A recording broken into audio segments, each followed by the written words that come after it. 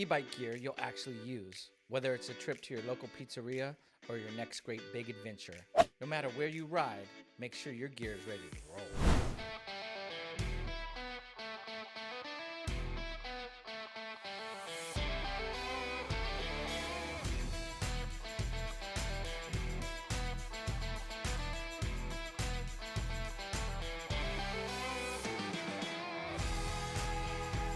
Let's talk safety.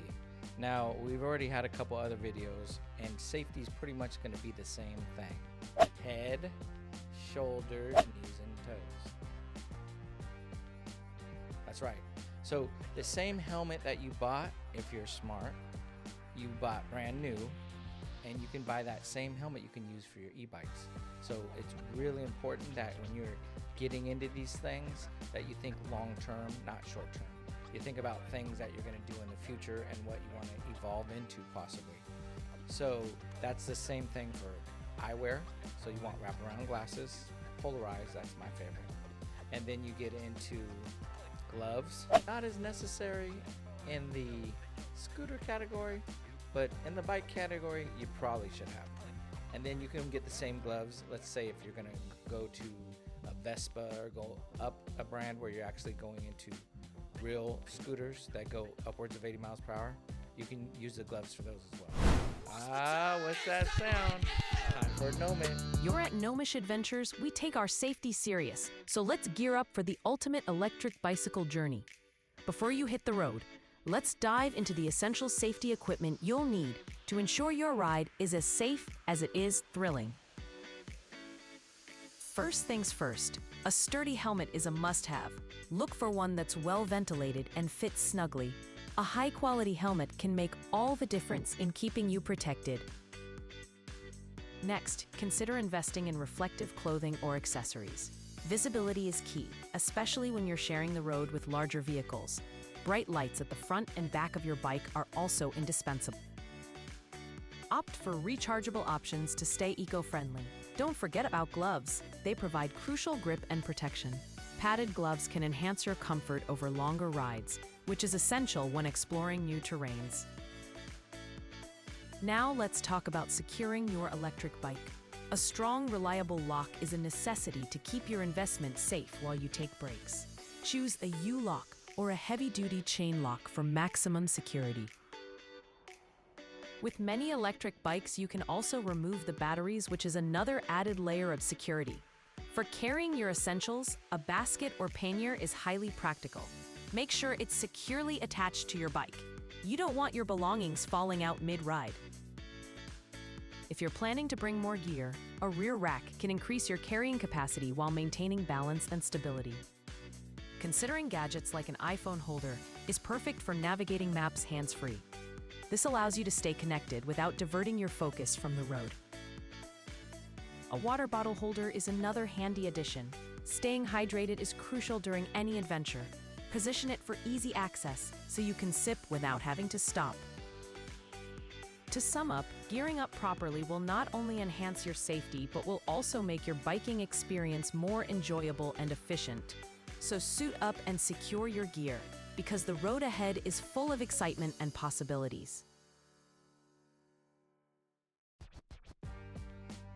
So the same goes with gloves. Now, in the e-scooter category, gloves aren't as important, but in the e-bike, and then when you go into the scooters where you're going upwards of 85 miles per hour, gloves are super important. And again, you want to get the kind that protect your knuckles, that are leather palms, so when you do fall and you slide, you're ready for the slide. You want to wear clothing that if you do slide, you're ready for the slide. So that just all goes without saying. Long sleeves are good. I wear pants and then closed-toed shoes. When you're doing e-bikes, you're not worried about pedals and you're not worried about cleats and all those things that you get with regular bikes, because this isn't a long-distance race. You can just put the throttle on and cruise the whole way and don't even have to pedal. So e-bikes are a thing of their own. Now, if you're like us, we like taking our e-bikes different places because it's really fun. We go to country adventures and we go on city adventures. Our last adventure, we took the e-bikes out and we drove all around different wineries and we drove through different vineyards. So how do you get there? bikes can weigh upwards of 70 pounds, and they're awkward, and they have these big fat tires. So they have things where you can roll them in the back of the truck, but not everybody has a truck. But if you have a hitch, there's great options out there. My personal favorite is a Hollywood rack system. I have it for both of my Rad bikes. One's about 75 pounds, one's about 65 pounds, and both of them fit on the back, and it works out perfect. They have a little ramp so you can actually roll them on there, but usually I can lift them up by myself and put them on there. If I'm feeling like I'm in a hurry, I get somebody to help me, and it's pretty easy. They strap in real easy. They're very secure, and they even have a locking mechanism. So people can't take your bikes when they're on the rack. Let's say you want to run in and use the restroom or go buy something at the gas station, or you want to stop for lunch somewhere after a long ride. They're locked up. They're ready to go. Even the whole thing locks into the hitch. So that part's locked. So when you're leaving and you're going on those long city tours that take about 6 hours, you can rest assured that that's going to be safe as well. Hollywood racks aren't cheap, so it's really an investment, so you want to make sure you have protection.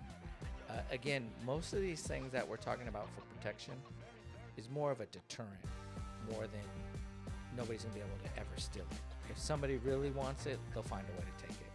But generally, for the short time that it's going to be exposed to the public, deterrence works out perfectly fine. And that goes the same for the bikes. So the same thing you use for the scooters, you can use for the bikes. We prefer heavier chains for the bikes because now you're talking about a bigger investment. Rad bikes, they have tons of accessories. So one of our bikes has a basket in the back, one of our bikes has a basket in the front. We've modified it so things will fit in there. So in Rad bikes, they have this locking system that you can buy that has a chain, so you can secure the bike to something. And then they have a lock that actually goes around the wheel, so the bike itself is unrideable. It's a pretty ingenious system. Again, not the cheapest thing, but well worth the investment. Let's talk about upgrades. What's the big deal about upgrades? Well, number one, comfort. Number two, style. Number three, functionality. Number four, customizability. Just made that one up. That's a good one. Keep that one. So, Rad is really cool when it comes to these things as well. As you can see, I'm a big proponent of Rad bikes. We have a bike shop in Berkeley where we can go and ride them and test road them. We test rode some other bikes when we were traveling through Europe, and Rad is the way to go for us. So a lot of things I talk about are Rad because it's really a comprehensive system they offer. And you don't have to get a Rad bike through a Rad store. That's the nice thing. But when you go in the store, they have walls of all these great accessories. You can get an upgrade in lights. You can get an upgrade in brakes. You can get an upgrade in speedometers, which are great because when you're buying the base model, just starting off, get a deal, and they have these little tiny odometers that don't even read a number. They just have lights, and as the lights light up, there's a corresponding number underneath. Nah, shawty, get that out of here. You want a real odometer that gives you numbers, that gives you battery power, gives you whatever else you're looking for. And this thing even hooks up to your phone so you can track things. So that was an upgrade. But seats, I definitely would say don't buy a whole new seat. There's so many options on Amazon where you can get a gel pack that goes on top of your seat, and they fit all different sizes. And for the amount of riding you're probably going to be doing, now this changes if you're a mountain biker or you're a road racer and you're doing 30 plus miles every day, then go out and buy a seat. But if you're like me and you're using it for adventures, it's not necessary. Just go get a gel pack that fits right on top, and it works out just fine, and you're going to get it for a fraction of the price. Also, tires. Now, that's something you want to get at the beginning. I prefer the fat tires, so I look for bikes that have the fat tires. They just give you more stability, because you will find yourself going off-road and on-road, and in the cities there's grates you have to contend with, and different things that are different surfaces, different amount of traction you're going to get on each surface. So tires, that's a big deal. The other thing you got to think of that kind of falls under gear is repair kits. What are you gonna do when you get a flat tire? What are you gonna do when something loose screw happens and your seat falls all the way down? What are you gonna do if a light doesn't work? There's things that you wanna plan for, because failing to plan is planning to fail. So make sure that you have a little kit that you keep with you for simple stuff, but it's gonna be a little more different. I keep my battery pack with me, I keep my charger with me, I keep things of that nature with me as well as my locks, and obviously I'm wearing a helmet. I don't want a helmet head when I get to the destination I'm going to, so I usually have a hat or something else I can put on. I have a different pair of sunglasses that I wear when I'm out walking around the city compared to when I'm riding my bike. So it's like a little kit that you can put in things. And again, Rad has these baskets, and you can buy things that fit in the baskets. I have a ammo can that I have attached to one of my bikes in the basket. Works out great, and I can even lock it so I can leave stuff in there as well. So that's where my tools go. So you gotta think ahead, you gotta plan ahead a little bit, and really gear is an all-inclusive term. It's not specific to just one size fits all, but you only have to worry about the essentials. As you go, you'll learn, hey, I might need this, hey, I might need that. You can go and get those things. I talked about in other videos brands.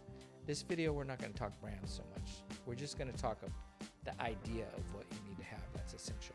You can always upgrade, and you can always buy more. So start off bare bones, basic, stay safe, have the accessories that make you more comfortable, have accessories that make you more functional, and have accessories that give you a little pizzazz. But make sure you have the gear ready to go, so when it's time to roll, you throw it in your bag and you're out. This is Justin from Gnomeish Adventures. Let's get cracking.